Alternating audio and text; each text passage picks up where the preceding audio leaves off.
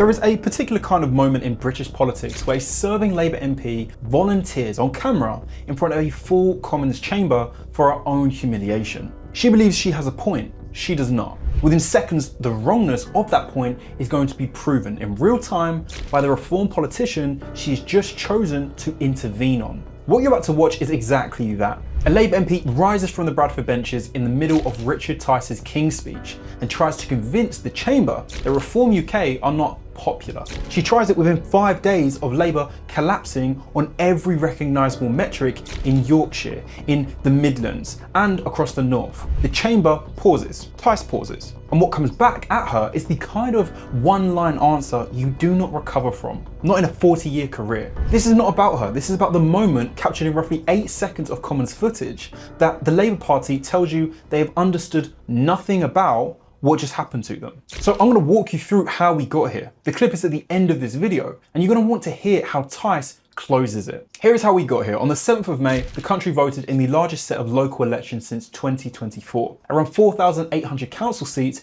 were contested across England, along with the Senedd in Wales and Holyrood in Scotland. The result, by any measure you care to apply, was a generational rejection of the Labour government. Reform UK won full control of an additional 9 councils. Reform became the largest party on a further 9 where no party had outright control. According to the figures Richard Tice cited in the Commons 6 days earlier, Reform's councillor total swelled by approximately 1,450 seats. Labour on the same night lost well over 1,000. This is what Starmer's approval ratings look like when they crash through the floorboards. According to YouGov data published the morning after the elections, 70% of British voters say the Prime Minister is doing badly. Statist's compilation of his trackers put his net approval at -47, which is among the lowest figures recorded for any sitting Prime Minister at this point in Parliament. He has, as a result, been on the receiving end of more or less every adjective in the political dictionary, including from his own benches. But the only adjective that actually matters is the one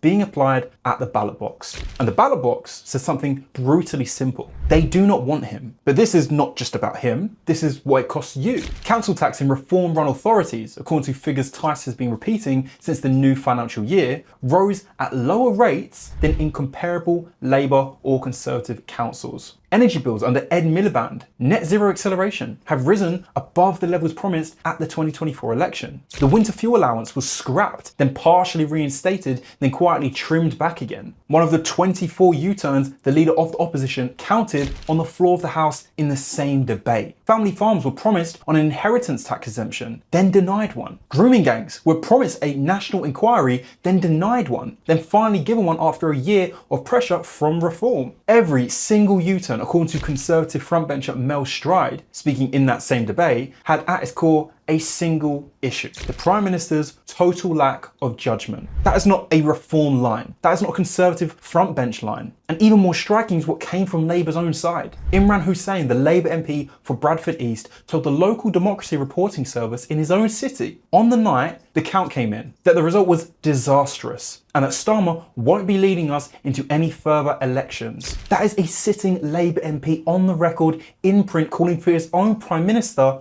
to go. 48 hours later, the Health Secretary, Wes Streeting, resigned, with a letter saying it was now clear that Starmer would not lead Labour into the next general election. We will come back to the Labour MP from Bradford who decided to intervene on Tice. But trust me, the part you have not heard yet is significantly worse than the part you have. And that is exactly why what happened in the Commons 6 days after the count is so damaging. Because she did not pick a generic question. She picked the worst possible question she could have asked. And she picked it for the worst possible reason, which is that she clearly thought it would land. The Labour MP who intervened on Tice represents a seat inside the Bradford Metropolitan District. So by every conceivable definition, she is one of the politicians personally responsible for the collapse of Labour in Bradford. Here's what the Bradford result actually looked like, as reported across ITV News, the Yorkshire Post, and confirmed on Bradford's council's own public record. Reform UK, on a council that had been a Labour fortress for the better part of 2 decades, took 29 of the 90 seats. Labour, which previously held 46, fell to 17.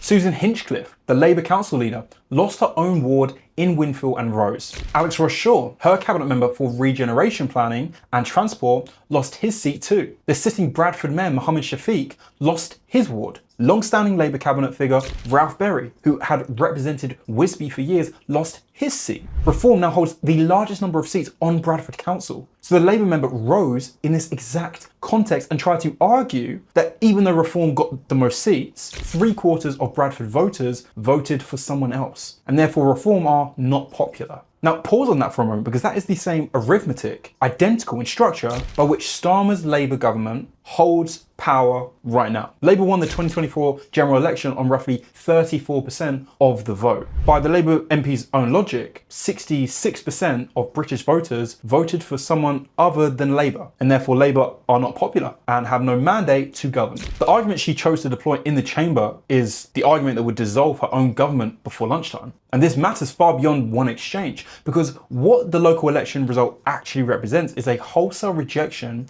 of Labour in the constituencies they can't afford to lose. The Midlands, the North, the old industrial heartlands, the places that voted for Labour for 100 years, then voted for Brexit, then voted for Conservative once, and now voted Reform nobody in Westminster predicted. Susan Hinchcliffe herself told the press after losing her own seat that what she had heard on the doorstep was that people wanted to send a message to Keir Starmer, and that message would be heard loud and clear. That is the Labour's council leader of Bradford writing her own party's epitaph in real time. And if you think that is the worst of it, you are not even close, because the question this Labour MP chose to ask in the Commons about Bradford specifically was the one question she should not have asked. Which brings us to the moment itself. So here it is, the exchange, the moment, 8 seconds of Bradford footage that says everything about where the Labour Party finds itself 22 months into government. Picture the scene. Tice has just given the opening minutes of his response to the King's Speech. He has called Starmer Britain's most unpopular, possibly the worst Prime Minister ever,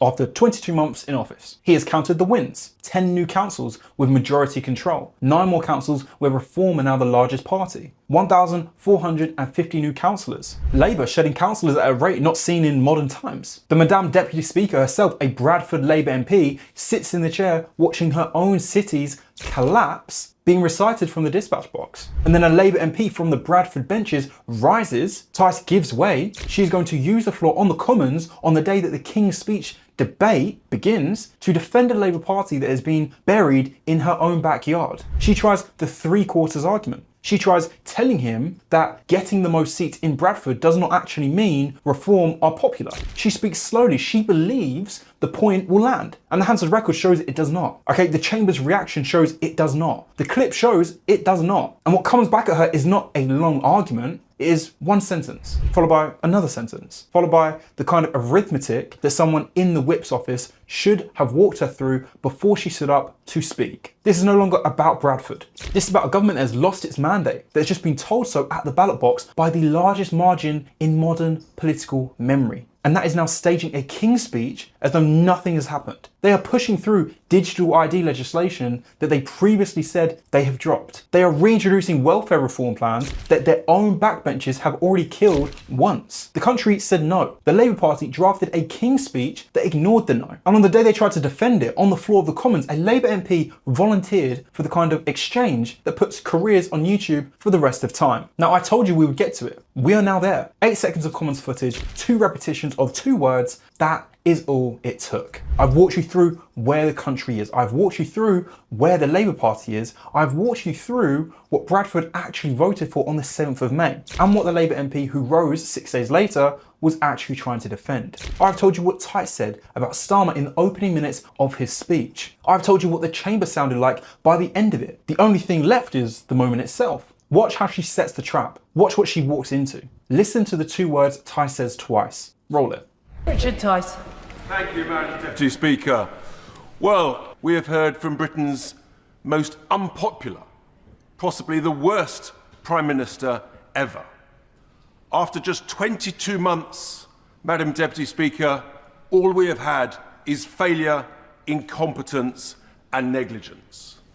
And we have a programme of government in this King's Speech that in a sense represents everything that this Prime Minister currently that we suffer under represents: process and regulation. My other deepest concern of all in this programme of government, Madam Deputy Speaker, is that in a sense I am joyous, We at Reform are joyous. We've just completely smashed it last Thursday in the local elections when voters said, after May 2025 and the success of our brilliant 10 councils where we have majority control, voters have said we want more reform. They have said they've given us 10 more councils to have full control of, another 9 more councils where we are the largest party. But I give way to the honourable lady.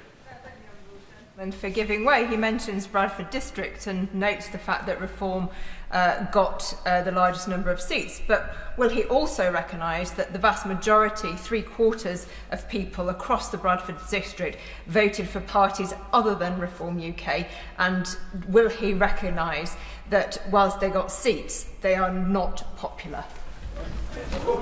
Clearly, if we've just won and become the largest party in Bradford, by definition, we must be popular. Now, obviously, I'd like to please everybody, but the data shows that we have secured some 1,450 new councillors, and I think the Labour Party have lost well over 1,000 new councillors to the benefit of our great country, Madam. Is that they now think it's a good idea, having listened to the voters from last week who've said we want in the Midlands and in the North, in those Labour heartlands, who voted 10 years ago, they wanted less EU, they wanted less European interference.